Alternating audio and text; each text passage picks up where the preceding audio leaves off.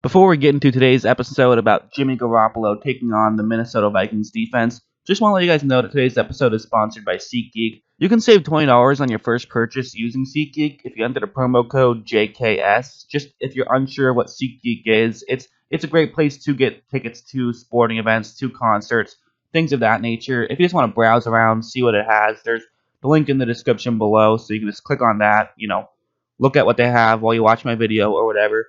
But you can just click on that if you're interested. And again, save $20. All you have to do is enter the promo code JKS.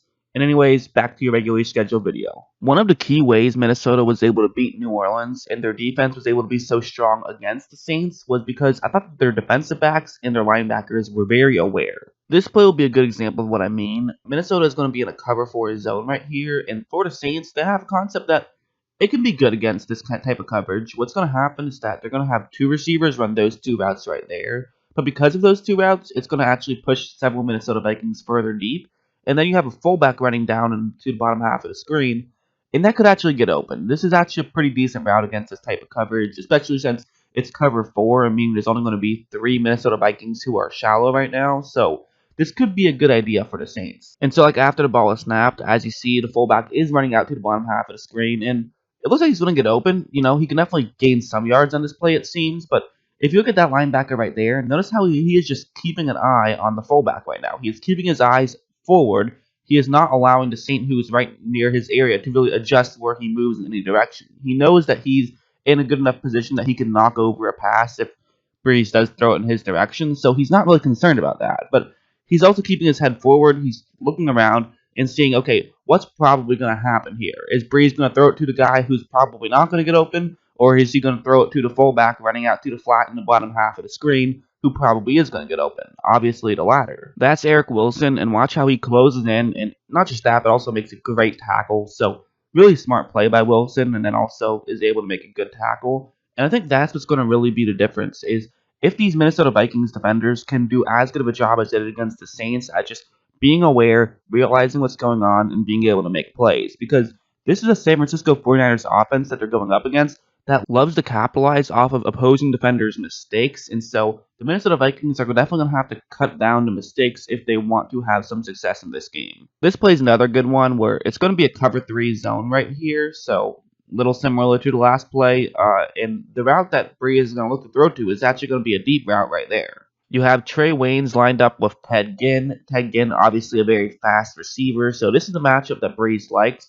And if you look at after the ball is snapped, at this point, Waynes is doing a pretty solid job of just keeping pace with Ginn, but Ginn is still at a position where he can probably get by him, and Breeze is going to take this chance. But the problem is that look at Anthony Harris, and look at how good of a jump he gets on this play. He was lined up pretty high to the top half of the screen. It almost looked like cover 2 for a second. But he is doing a great job of getting back down to the bottom half of the screen, getting over so that he can potentially help make this play. Breeze does underthrow it a little bit, but honestly, I mean, that's a catch if Harris doesn't make that good of a break on it, but he just made a perfect break on it, and that's what turned what could have been catch to get the Saints in field goal range into an interception and to get the Vikings just outside field goal range. I mean, that's a huge swing right there because that actually was the difference in the Saints being able to go up 13-6 at least. And I mean, as we've seen, the Vikings were able to capitalize off of that, and they scored 14 unanswered points after that interception. Sometimes in football, it is that simple. It's one guy making a play that can be a huge swing, and that's what happened there. I think that's what's kind of the fun thing about football is that sometimes it takes all 11 guys just to get these small advances in the game, but then sometimes all it takes is one guy to get a huge swing, and that right there was one player making a huge swing. The Minnesota Vikings were able to hold Michael Thomas to 7 catches and 70 yards, which doesn't sound too bad, but for Michael Thomas, that's definitely not what he usually does. It's definitely sort of an okay to even poor game for Michael Thomas. And again, one of the ways they did it wasn't just by talent, but it was by using your brain.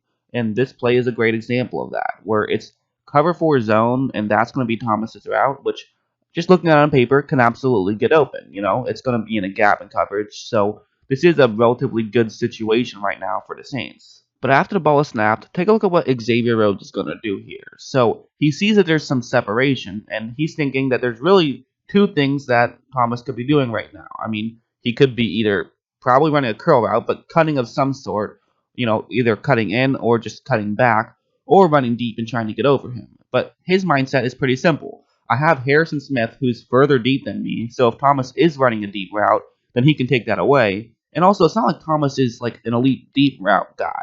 He's obviously a lot better at those shallow crossing routes, those curl routes. That's what he likes to run. That's how they like to use him. And so he's saying, I need to take away that route. So he stops, lets Thomas come to him, and then he's able to lunge out and knock the ball away. That's just smart football right there. Him realizing what Thomas is probably doing right there. And if you had no idea what kind of route that guy was running, you might stay a little bit further deep, and then that would allow Thomas to have enough cushion to run up and make the grab. But because Rhodes wasn't being cautious, just was playing smart and playing aggressive, that was the right time to be aggressive, and it resulted in him knocking the ball away. So that kind of football IQ type plays that these Vikings can run, I think, is very key. And I'll be interested to see if they can continue doing that against San Francisco, because this San Francisco offense is so good at beating you in terms of the intelligence game. They're such a smart team, and they really will fool you, so you have to be careful. Like, even well-coached teams like the Seattle Seahawks, let's take this play, for example. It's going to be a cover 3 zone that the Seattle Seahawks are in, and they're going to do what they do probably 10 times a game, which is run play action and then have a receiver just run a crossing route right over the middle. If the linebackers move in, there should be a gap in coverage.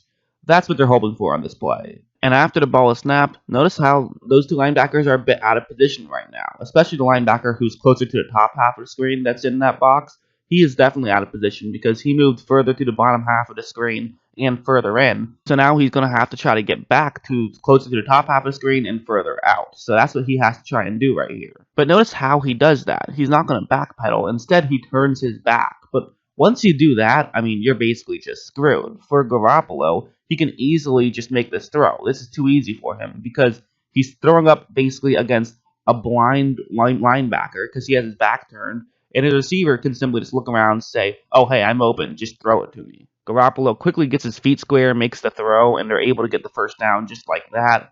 And that's just what they can do. That's what they do so consistently is they fool you. Part of the reason they're able to be so successful is that is just because they run the ball so well. They're probably the second best running team behind the Ravens, of course, but maybe the best traditional running team, not counting teams that use their quarterback as someone who runs the ball. Because it does so much for them, because the fact that they can get linebackers out of position and now they can just simply throw over the top of them. That's how Garoppolo has really earned his money, is how good he is at making those throws once linebackers get out of position. He has some faults, but one thing he's great at is just timing the throws perfectly and also getting his feet square, and those are two things that really matter a lot in this Kyle Shanahan system. Like, one more example of it, this one, it's going to be cover 3 zone, and then they're going to run play action and then have a receiver run that route right there, quick slant route.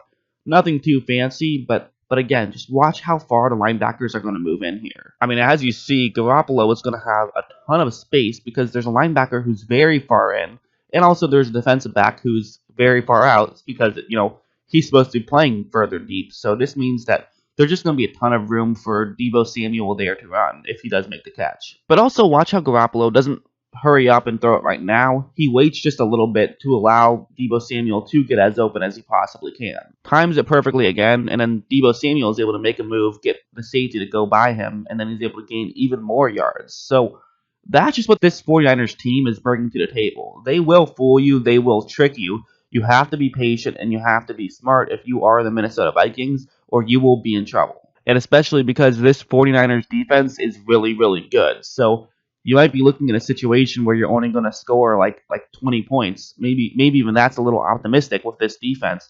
And if you only score 20 points, you're going to have to give up less than 20 points. And that's going to be tough to do against this 49ers team. So they're going to have to play smart, good football. I never count a team out during postseason time, although I would say that in the divisional round, this is probably the one game I think is least likely to go in an upset direction. I think the 49ers will probably win this game. However, that being said, I said the same thing against the Vikings last week. I said that the Saints are probably most likely to move on to the divisional round, and that didn't work out. So you never know. I'm sure anything can happen, but on paper, it's definitely looking like it's going to be a 49ers win. But we'll see. I mean, we'll see if the Vikings can pull off yet another upset. I mean, why not? They've beaten the 13-3 team already. So We'll just have to see what happens. But yeah, that's just what I think is going to happen in this game. I hope you guys enjoyed this video, and as always, thanks for watching.